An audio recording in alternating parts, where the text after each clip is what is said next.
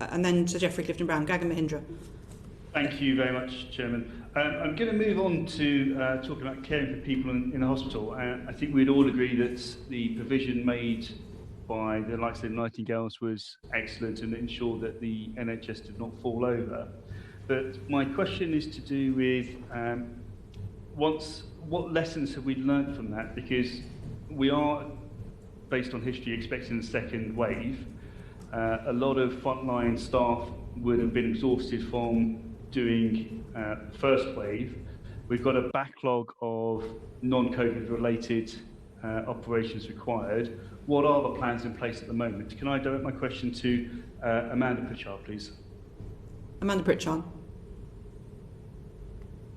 You unmute. Could you please unmute, Ms. Pritchard? Thank you. You're still muted. Thank you. Hopefully that's just worked. Thank you. Thank you very much for that question, and particularly for your reflections on the Nightingales.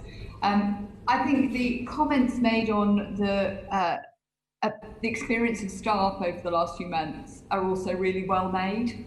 So part of where we are at the moment is clearly trying to find, and it's in the letter that Simon and I wrote on the 29th of April, the right balance between giving clear instructions to the NHS that says we now need to operate very much in a with COVID environment. So first priority clearly to keep patients and staff safe as we continue to have a certain amount of coronavirus with us and expect to do so for some considerable period of time. But clearly we also now want to make sure that people are supported to restart critical services. We have seen, obviously, emergency services and critical services such as cancer maintained throughout, but the opportunity now to increase some of the proactive offer of those services out to people who need them.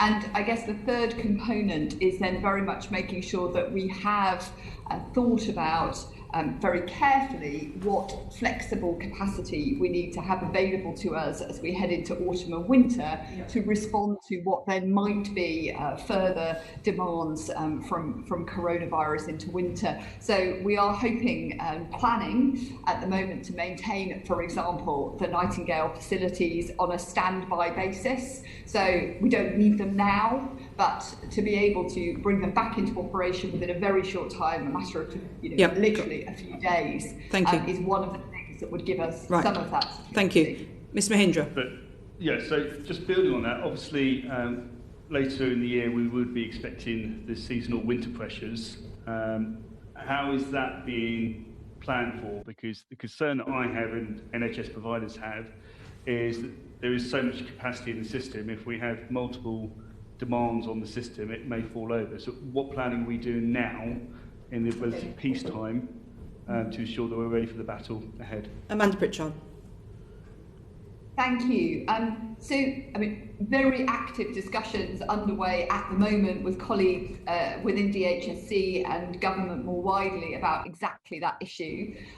Part of the answer is, as I say, our hope that we'll be able to maintain certainly the Nightingale flexibility, and indeed we're in very active conversations at the moment about the potential to continue to have access to the independent sector to provide us with some of that additional headroom, which we think we will need for the rest of the year. A couple of other things that's probably worth mentioning. One is very much around staff. So clearly our ability to continue to support the workforce, make sure that the extraordinary response that we've had over the first few months of the pandemic, that we're now giving people a bit of breathing time, encouraging people to take leave so that they are refreshed going into the autumn and winter, but also continuing to encourage people who have returned to stay with us. And people who have volunteered to continue to offer their support. I think the final point is that one of the things we're also really trying to emphasise this year is the flu vaccination campaign. So anything that we can do to make sure that we're trying to keep the population of people who might be at risk safe through winter will clearly help us to be more resilient. Absolutely. Mr. Mohindra. Thank you. Amanda, you referred to working across government. Could you talk about the coordination between government departments and how that's working? And as a supplementary, we can look back at hindsight with the first phase of COVID. What, in your view, went wrong Thank you. So I think structurally, right from the very start, we've had a very coordinated approach in how we've responded to the pandemic. So just as an example, our own internal, most sort of senior governance group has had representation from DHSC right from the very beginning, and vice versa. We've talked already about the sort of daily clinical meetings that have been taking place, as well as within England, across the 4 nations. So lots of examples, I think, of how the planning has been and the execution has been done absolutely in strong partnership right from the start. I guess your point about learning, I mean, I hope what we would say is that we're learning continuously. So a lot of the things, as colleagues have said throughout this hearing, that we have been doing over recent weeks and months are, of course, based on the very immediate feedback loops that we've had in place as data is improved, as we've learned more about the virus, as we've been able to put additional measures in place to strengthen and support our response. And our intention will be absolutely to continue to do that. Mr. Mohindra.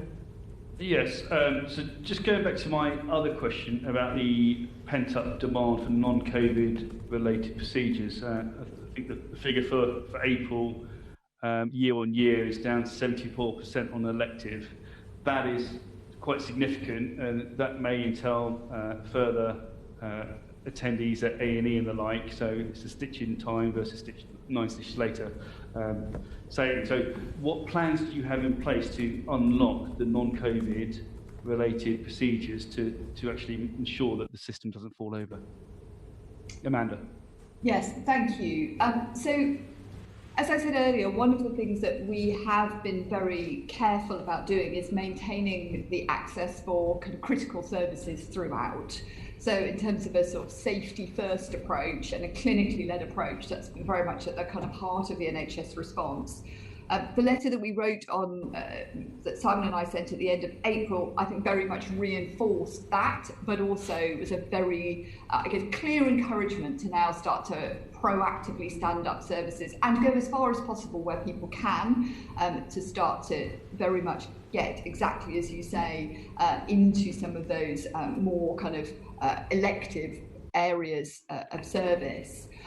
It's where I think we would say the partnership with the independent sector can now be re-geared to originally very much focused, of course, on supporting us through that first phase response, potential now to see that gearing around also helping us with some of the non-elective. Okay, we're going to come to that. Mr. Mohindra, thank you. Mr. Mohindra. So just thinking about the wider healthcare system, we've obviously focused a lot on the hospitals and care homes, but things like dentists or osteopaths, which if certain conditions aren't treated early, they could quickly spiral out to trial like mouth cancer. What are we doing to ensure that people have some guidance that these other services are coming back online? Thank you. So, if that's back to me.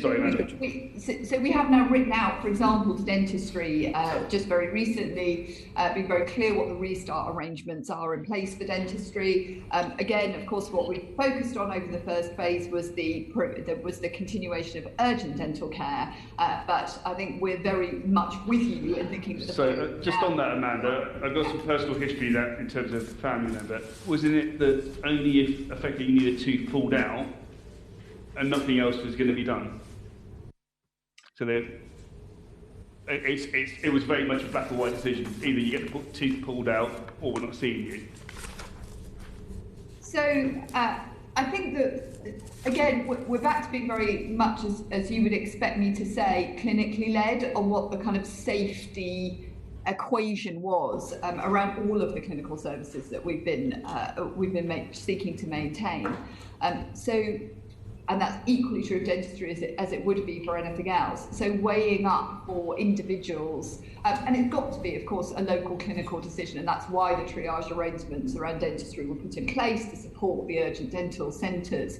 So we've done over 800,000 virtual triage appointments for dentistry, and for those where the local clinical judgment was that the balance of risk was such that it was preferable for somebody to come in for a face-to-face appointment rather than be managed remotely, then that was the purpose behind setting up that network of urgent dental centres to try and guide people appropriately.